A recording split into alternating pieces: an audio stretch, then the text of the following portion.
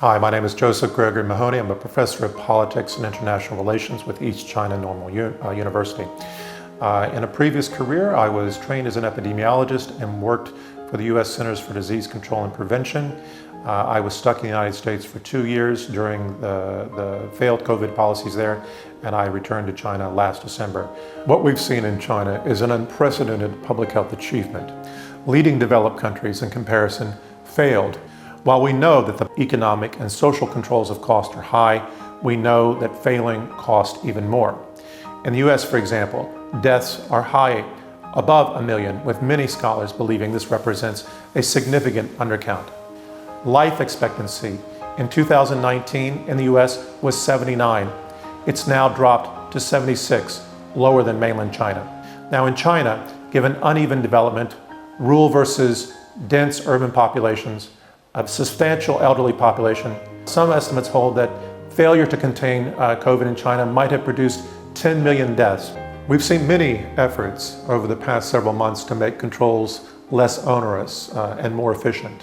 What we're seeing is an orderly, gradualist transition that accounts for China's unique demographic challenges. We can seek a different path, which I think is what we're trying to do in China presently, feeling the stones by crossing the river. This includes new policies that aim to ensure livelihoods while fighting COVID-19 resurgences, which are currently being implemented. First, no other country has held the line as long and as effectively as China has, and certainly no large country has done so, or any developing country. The key difference is social and political organization, guided by science, and a very high level of technological capacity. China's response to the pandemic proves more than anything else that China functionally is unsurpassed presently as a large technological society.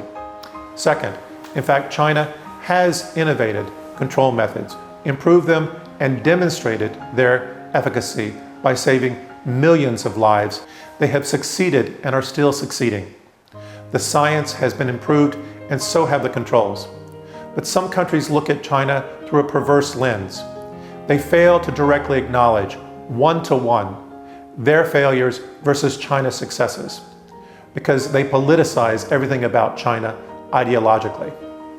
Third, international critics of the policy grossly underestimate the global public health value of the controls, which, aside from protecting roughly 20% of the world's population, which lives in China itself, has also suppressed countless new mutations and new economic disruptions that would have further imperiled global supply chains.